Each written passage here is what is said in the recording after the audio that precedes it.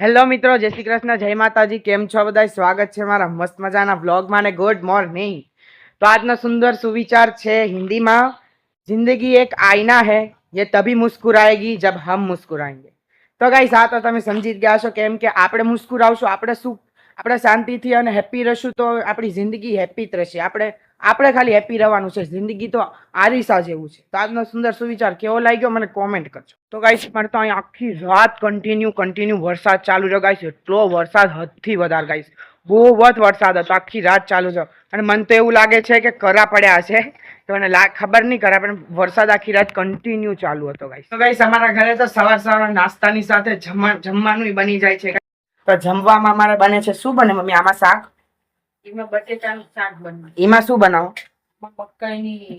મકાઈની ચેવડો. બને. હાલો ખાવાનું.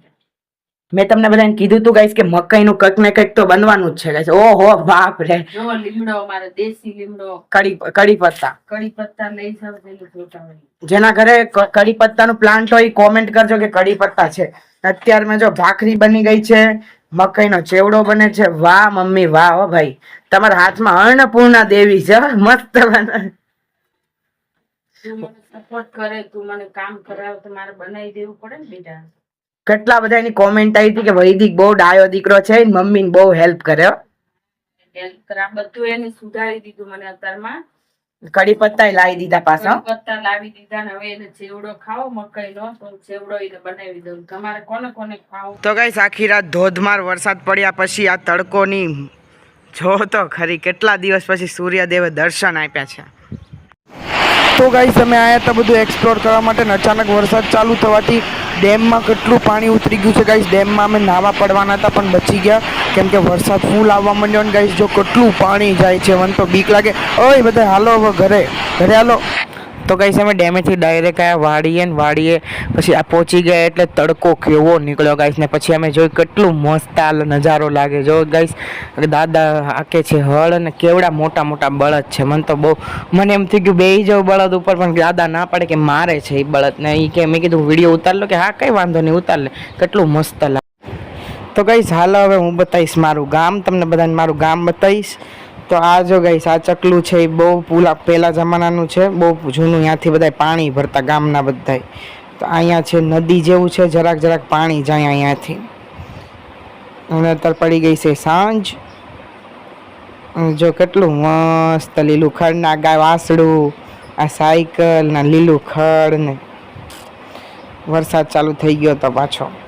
અને જો હું દઉં છું ગાયને. અને જો ગાઈસ, ઉપર ડુંગર ઉપરથી કેવો નજારો લાગે. જો સૂરજના દાદાનું દર્શન. પછી આ જો ઝૂંપડીયું નાની નાની મસ્ત, ને એક દાદા લઈને જતા હતા એમના બળદ. એકદમ સિનેમેટિક ટાઈપ લાગે કા ગાઈસ, કેટલું મસ્ત લાગે. પછી એક માસી આવ્યા, એમને લઈને જતા રહ્યા ત્રણે બળદને, એમની ગાડું લઈને જતા રહ્યા એમના ઘરે. પછી હું આવી ગયો મારા ફ્રેન્ડના ઘરે. એના ઘરે આવીને ચાય નાસ્તો કર્યો, બેઠા બહુ વાતો કરી. પછી એના પપ્પીને જોયો ને, પપ્પી તો મને બહુ જ ગમે. એના ગલુડિયા, મતલબ પપ્પી એટલે ડોગીના ગલુડિયા. તો એને હું રમાડું એટલે મારે રમે નહીં, બીવે. તો એને એકલા રમવા દીધું. મેં સાનો માનો મેં વિડીયો ઉતારી લીધો ગાઈસ. કેટલું તો ગાઈસ, બહુ ફર્યા, થાકી ગયા, હાંજ પડી ગઈ. જો અમારા ઘરે કેટલા બધા મહેમાન આવ્યા છે. તો ગાઈસ, જો અમારા ગૌઢામાં આવ્યા. ગૌઢામાં મજામાં? હા મારી વાહ. જો આ મારી બેનપણી, આ મારા બેનપણી, આ બધા અમે બેનપણી બેઠા. આવો બધા બેહવા. હજુ એક તો બાકી છે કા, મેન માણસ તો બાકી. અમારા બાકી હજી આયા નથી, હમણાં આવશે. તો જો ગાઈસ, બહાર વાતાવરણ વરસાદ જેવું છે. અત્યારે સુધી તડકો હતો ને અત્યારે સુધી વરસાદ જેવું છે.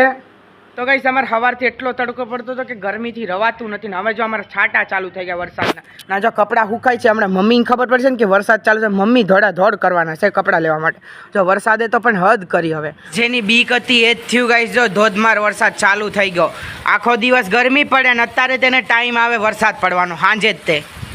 જ્યારે બહાર નીકળવાનો ટાઈમ થાય ત્યારે વરસાદ આવે.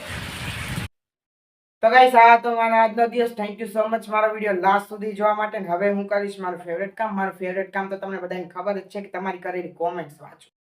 તો ફર્સ્ટ કોમેન્ટ છે કિડ્સ રાઇમ્સ ની. વૈદિક, તું એક દિવસ બહુ મોટો યુટ્યુબર બનીશ. Oh my god, thank you so much.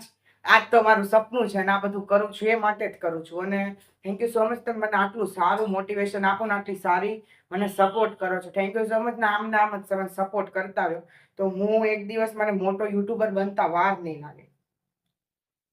Second comment છે નીતાબેન સુરતીની.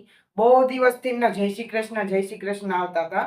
તો મારા આખા ફેમિલી તરફથી તમને જય શ્રી કૃષ્ણ અને થેન્ક યુ સો મચ. તમે રોજ આટલો પ્રેમ અને સપોર્ટ આપો છો. રોજ મને બધેથી પહેલા કોમેન્ટ એમની તો Nitaben Surti. Thank you so much. Third comment છે રાજેશભાઈ અમલની. કોથમીર આવી રીતે ના સાફ કરાય, આવી રીતે ના મુકાય. એટલે એમાં શું થયું કે જ્યારે મેં વિડીયો લીધો ને ત્યારે તાજી કોથમીર આવી હતી. અમે તો શું કરીએ, પેલા જે ધાણા હોય ને ધોઈ નાખીએ ને એના સારા સાંદા પાંદડા તોડીને એને કન્ટેનર બોક્સમાં ભરીને પછી ફ્રીજમાં મૂકી દે. અમે આવી રીતે ખુલ્લા ન રાખીએ. અને લાસ્ટ કોમેન્ટ છે લીનાબેન રાજાની. ગુડ મોર્નિંગ વૈદિક. It's very nice to have bhajias with a cup of tea. It's raining here a lot as well. I'm from UK. I live in Leicester. Have a nice day. Thank you so much for giving me nice motivation. Thank you so much for giving me this best comment. And you are also bhajia lover. I am also bhajia lover. Thank you so much. Give me more and more love and watch my video continues. તો guys આ તો મારો આજનો દિવસ. મારો video ગમે તો ચેનલને સબસ્ક્રાઇબ કરજો, બેલ આઇકનને પ્રેસ કરજો અને મારામાં મસ્ત કોમેન્ટ્સ કરો તો મને મસ્ત જવાબ આપીશ. તો મળીએ કાલ નવા વ્લોગ અને નવી શરૂઆત સાથે. ત્યાં સુધી જય દ્વારકાધીશ.